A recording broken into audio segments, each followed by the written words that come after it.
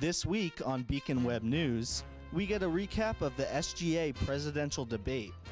Then, we find out more about the recent winners of $2 million scratch tickets. After that, we check out the No Other Place pop-up art gallery. And we learn about MCLA's Political Science Club. That's coming up next on Beacon Web News.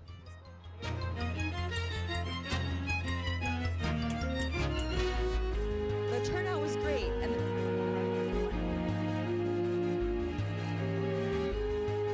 Hi, I'm Karina Turner from Beacon Web News.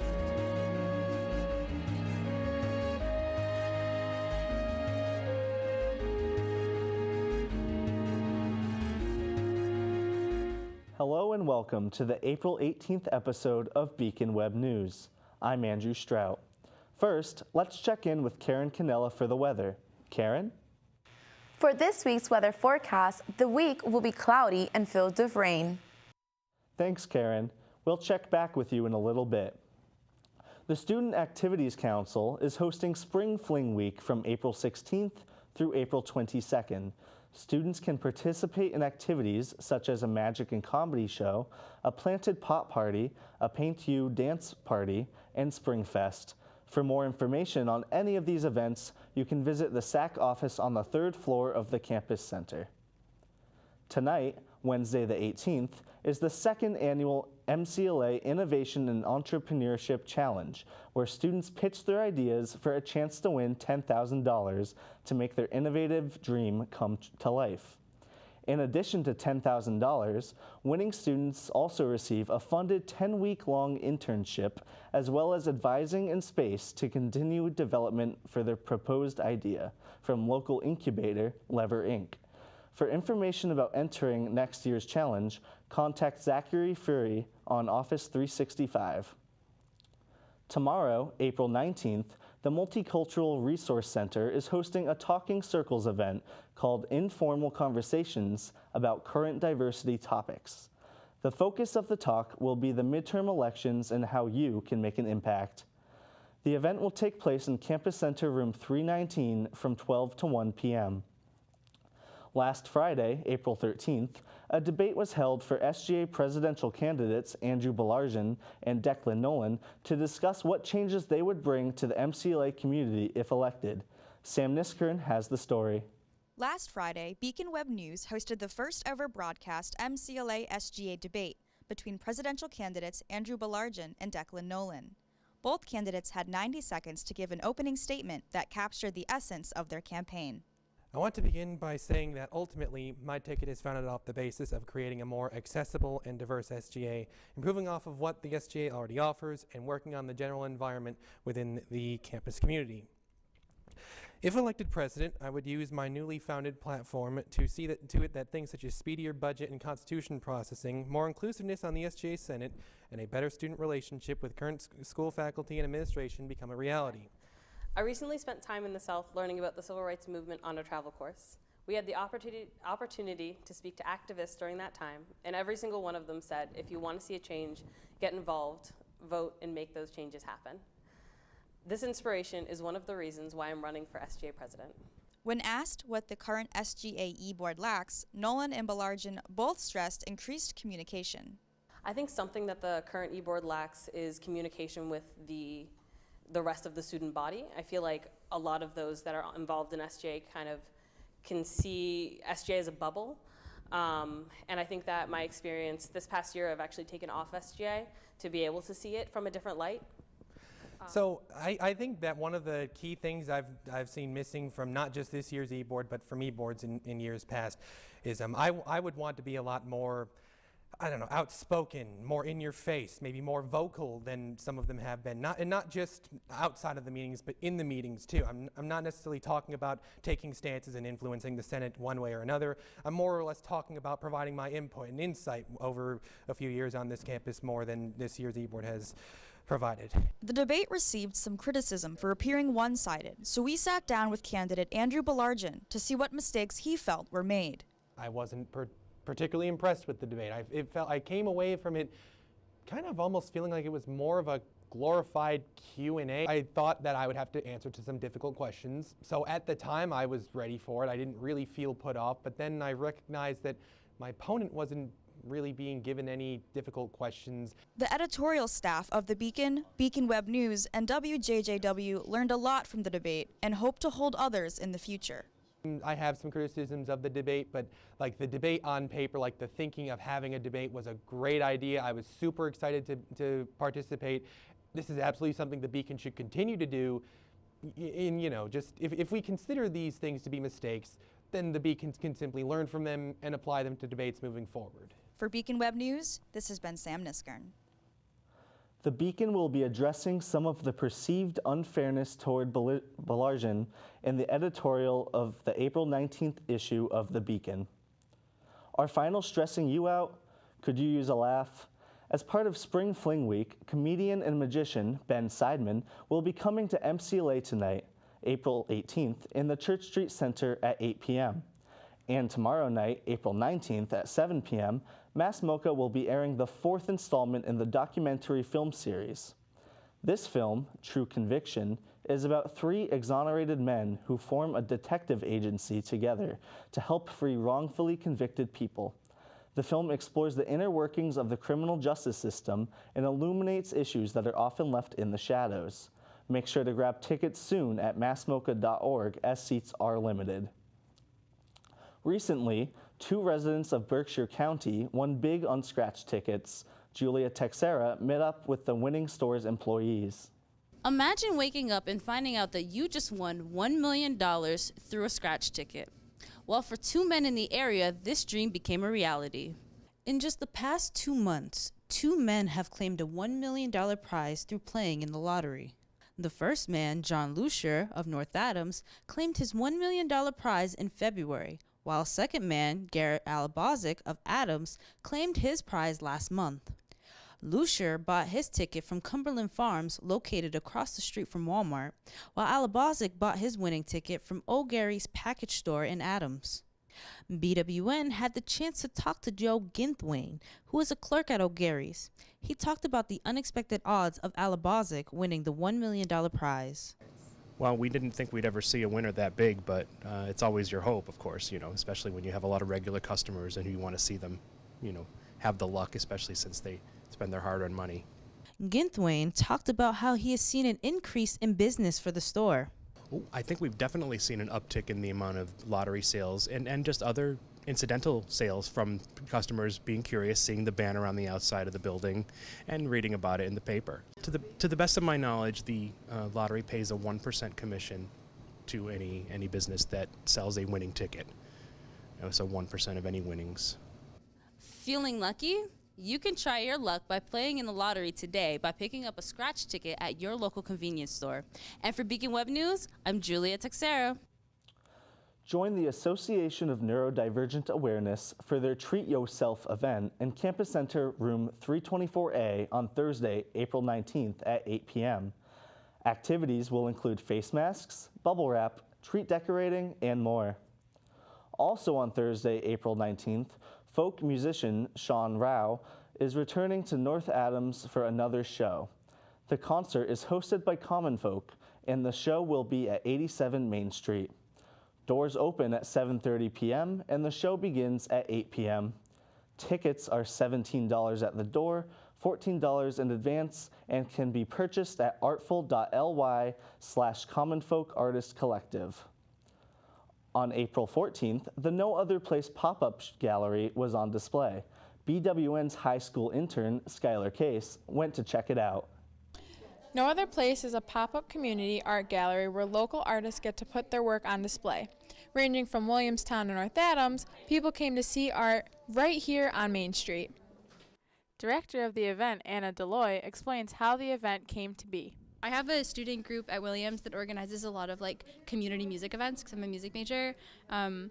And I, in my capacity as director of that group, wanted to do something that was visual art inspired and also wanted to do a collaboration with MCLA. So when I found Chelsea, we kind of brainstormed and put this together. She also praises the connection Williams College has with MCLA. MCLA students are really cool and do really awesome work and can be a lot of fun to hang out with. And we like just don't get a chance to do that enough. I'm not sure. There's kind of this like artificial separation between the schools when we're so close to each other that doesn't seem like it should be there. Her hope for the event is, I hope that the event existing is like good for the community and that it's fun for people passing by who come in, people who come to see the art, and that also that it's like kind of inspiring. That's like sounds kind of cliche, but there's so much amazing art here from like local students and local artists that I hope people come in and look at that and come in and see the performers and think like, wow, the people that live in this area are like really talented, like doing amazing work, and like I'm excited to live here. Chelsea Coleman is the co-director of the event and echoes Deloy's thoughts on the school's connection. I just think that MCLA and Williams are just too close to not have events together and to not be connected. So making this one thing will hopefully make it so that MCLA and Williams work together in the future more often.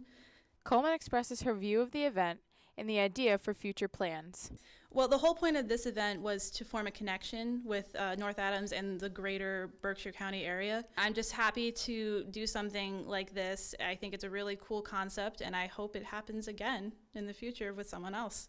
Coleman tells us what local artists were in attendance. Yeah, we have artwork from MCLA students, Williams students. There's people who are affiliated with Common Folk who have submitted some art, and then as well as just local artists and local performers. Some artists who cannot be there left statements with their pieces. Melissa Fortini ranges her work from modestly sized photos to large interactive sculptures. Fortini uses visual imagery, repurposed materials, and hands-on installations as a means to communicate the separation between what she believes should be symbiotic concepts of humanity and environment. Mass MoCA employee Valerie Chang describes the activity that she brought to the pop-up art gallery. The activity that I brought today is the North Adams Truth Project, and essentially it's something that we created because we were inspired by Jenny Holzer's exhibition, which is currently up at Mass MoCA. We thought it would be interesting to do something similar here in North Adams and to have people similarly redact information and kind of do this blackout poetry-esque activity to also sort of create new narratives in a way. She then tells us the benefits of bringing the community together via artwork. It's really exciting to have events like these because you get a really great reminder of what can happen when the community comes together, and people from all over, from MCLA and Williams and from the North Adams proper, and maybe just visitors who just happen to be here today, and they come in here and participate and see, you know, what something like this, when the community comes together, what there is to offer. The day was filled with unique art and music from local artists. Events like this really show the hidden gems of the greater Berkshire area. For Beacon Web News, I'm Skylar Case. Take a closer look at the Clark's collection during Looking and Lunching, an hour of discussion over lunch with presenter Michael Hartman. The event is April 19th at the Clark Museum from 12 to 1 p.m. During the last week of the special exhibition, Drawn to Greatness, where Hartman will discuss two works by German Romantic landscape artist Caspar David Friedrich. Now, let's check in with Karen Canella for her full 7-day forecast, followed by BWN and Espanol. What have you got for us, Karen? Starting today, expect lots of rain and snow with a high temperature of 44 and the lowest being 32. The rain and snow won't stop just yet, so make sure to hold on to your umbrella as you can expect more showers with a temperature of 35 degrees and a higher temperature rising to 45. For Friday, the snow will be washed away by rain showers that we'll be expecting, with temperatures dropping to 29 degrees and later rising to 42. On Saturday, the sun will make its first entrance of the week with a high temperature of 50 degrees and the lowest being 32 degrees. Sunday, the clouds will return with temperatures of 37 degrees being the lowest and the highest rising to 54 degrees. Monday, the sun peaks its way into the week with high temperatures of 59 degrees, later dropping to 39 degrees. As for Tuesdays, the clouds will surface again as we can expect temperatures of 59 degrees and the lowest being 43. And by Wednesday, we're expecting temperatures of 56 degrees and the lowest sinking to 42. Make sure to grab your rain jacket this week and have a great weekend. Hola mi gente, para esta semana vamos a empezar con hoy. Esperamos temperaturas de 44 bajando a 32 durante el día y la nieve y lluvia no para ahora. Mañana jueves expectamos temperaturas de 35 con lo más alto siendo 45. Para el viernes llega la lluvia de nuevo bajando las temperaturas a 29 y la más alta subiendo a 42. El sábado, el sol sale por el día trayendo temperaturas altas de 50 y bajas temperaturas de 32. Para el domingo, el sol sale y las nubes regresan trayendo temperaturas de 37 como la más baja temperatura y la temperatura subiendo a 54. El lunes, el sol sale y esperamos temperaturas de 59 y la más baja 43. Para el martes, las nubes salen de nuevo y esperamos temperaturas de 59 como la más alta de nuevo y la más baja como 43. Y para el miércoles, las temperaturas suben de nuevo a 56 y después bajando a 42.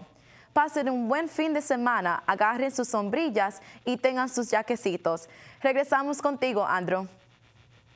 Mark your calendars for Saturday, April 28th at 6 p.m. for the Latin American Society's All Around the World Carnival in the Venable Gym.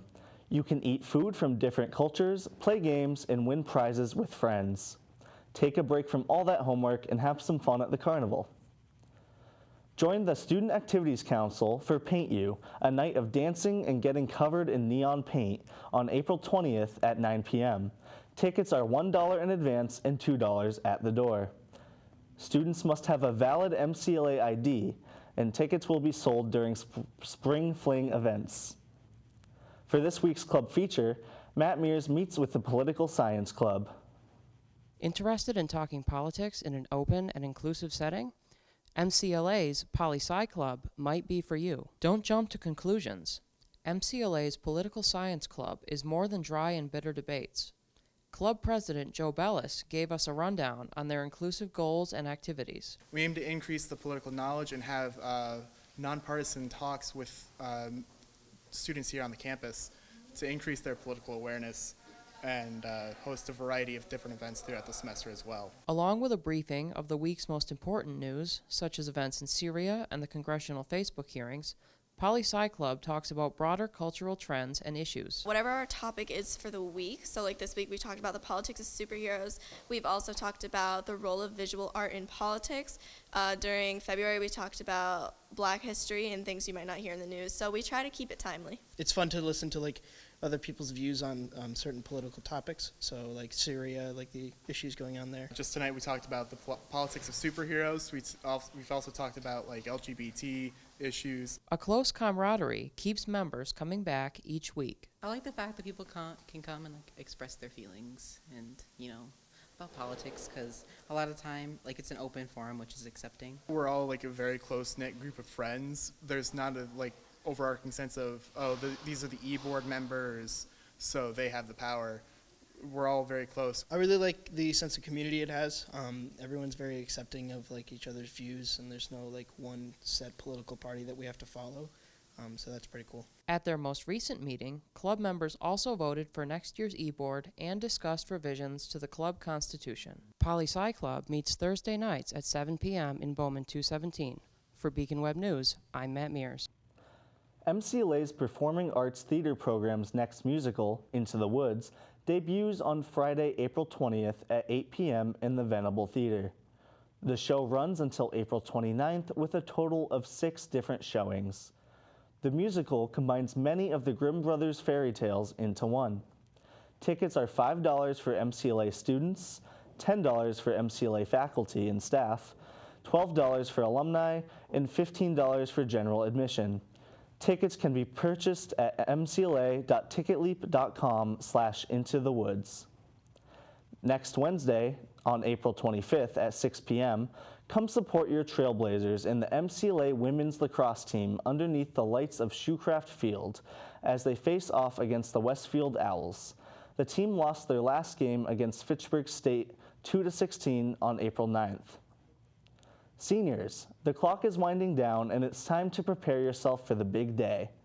You can purchase your cap and gown in the bookstore for $44. You can also receive your commencement tickets online at mcla.edu/commencement tickets. Each graduate can claim up to 5 tickets today through April 30th. For instructions on how to reserve your tickets, please refer to the email in Office 365. Tickets that are not reserved will be given to students who are in need of extras starting May 2nd at noon on a first-come, first-served basis, and they are not guaranteed. That's it for this week. To stay up to date on Beacon Web News, you can follow us on social media. Thanks for watching, and we will see you next week for our final episode of the semester.